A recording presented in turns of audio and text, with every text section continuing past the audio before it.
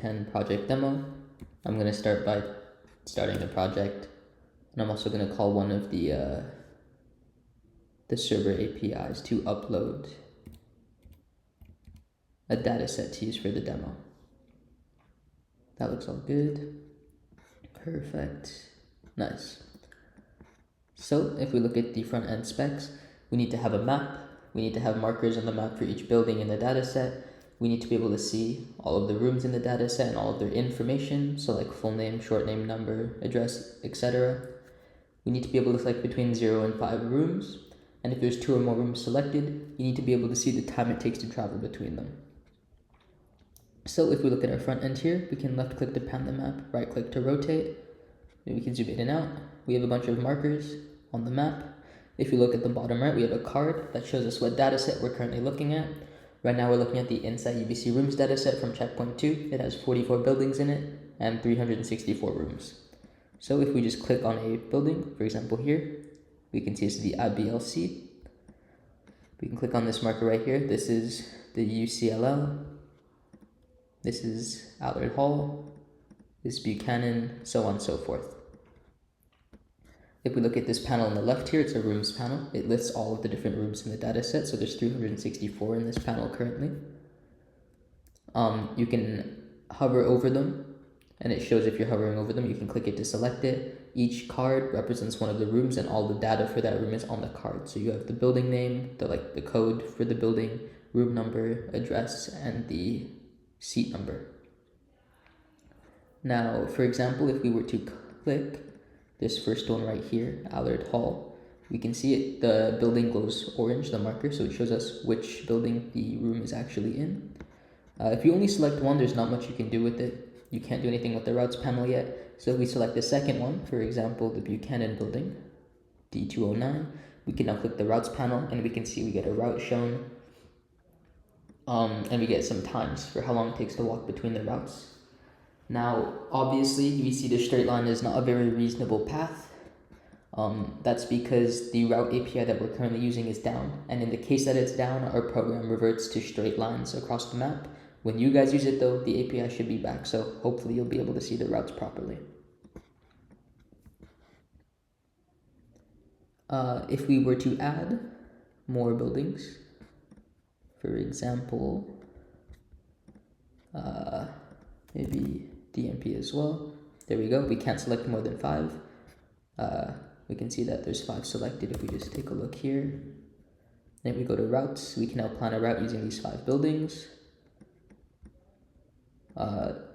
This is not the most efficient pathing, so it takes 26 minutes for the whole journey, which is 5 stops.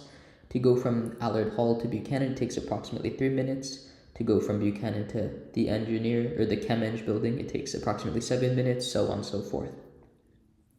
If you want to reorder your route and change which rooms you visit in, change what order you visit the rooms in, you can just use these arrows here. So for example, if we do something like this takes 27 minutes now. This takes 22 minutes, so it's a little faster, and stuff like that. That's pretty much it for the front end.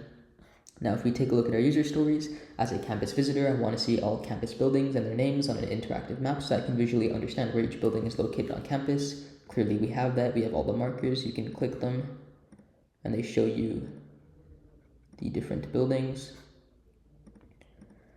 As a UBC student planning a walking route between my rooms, I want to see an ordered route with walking time estimates so that I can judge whether or not my schedule is realistic. We can do that too. We just have to pick whatever rooms or classes we want to do and then go to the routes panel, and we can see the times and the route we should follow. As an instructor planning back-to-back classes, I want to see key details for my chosen rooms so that I can confirm that they meet my capacity and location needs. That's also easy if I just clear all the panels. We can scroll through here and you can see different rooms and their capacities. If we type Buchanan, for example, maybe a prof wants to do like a lesson here, but Buchanan D218 doesn't have enough seats, well, they can scroll through and realize that maybe 102 works because there's 160 seats, or 150 seats, sorry. The last user story is, as a UBC student planning my day on campus, I want to select up to 5 rooms so that I can compare my options and see where they're located. Well, that's pretty easy. You just have to select 5 rooms from the rooms panel. Just like so. And then you can see all the rooms here. And you can also just see the addresses for them if you filter by the selected only. That's pretty much it for the front end, so let's move on to the back end. First things first, we can start with the REST API server endpoints, which should be in this file right here. So I'll give a brief summary of all of them and what they do. The first one is Echo. Echo is like a simple ping route. It's mainly used for debugging. It just returns whatever message you send to the server with. And it's like a way to verify that the server is working. We have get right here. This endpoint will return a list of all the data sets that are added to inside facade. Put is the main dataset upload endpoint. So this is what we used when we called that curl command before to upload that dataset for the demo. We then have delete. Delete is pretty self-explanatory. It just deletes datasets from the backend. Post is the query endpoint. So it'll take in a JSON query and it'll run through perform query. Get is the main endpoint that we used. Essentially just gets all the campus rooms and building data, so it's super useful for our front end. And if there's no JSON that exists or it's like corrupted, then it returns an error. And these last two methods are helper methods. So we can move on to our tests now. We have 5 tests in total, 2 backend integration tests, 3 front-end integration tests. If I go to the backend tests right here, I can just start them right now because it'll take a while. So the 2 backend tests are fairly simple. They relate to user story number 1, which is that the campus visitor wants to see buildings on the map. Essentially what it does is it'll start a server, the first test, which is right here.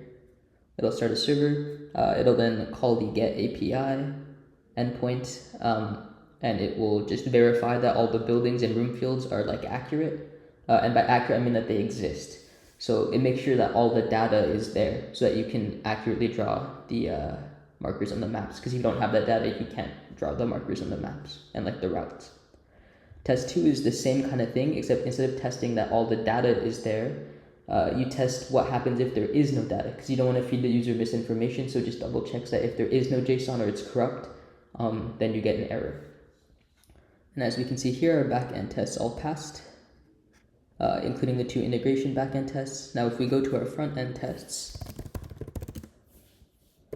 I can quickly run them right now. We see here we have all 3 tests pass.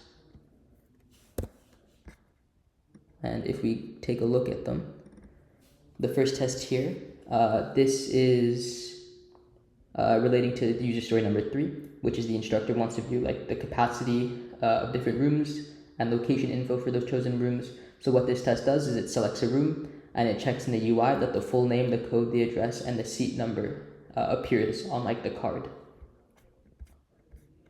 Then we have app route times.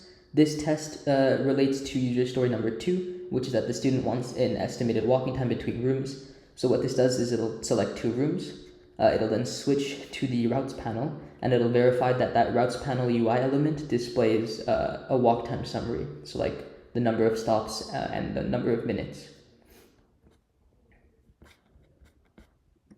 And then the last test here is our test that relates to user story number 4, which is that a student wants to select up to 5 rooms with a clear limit.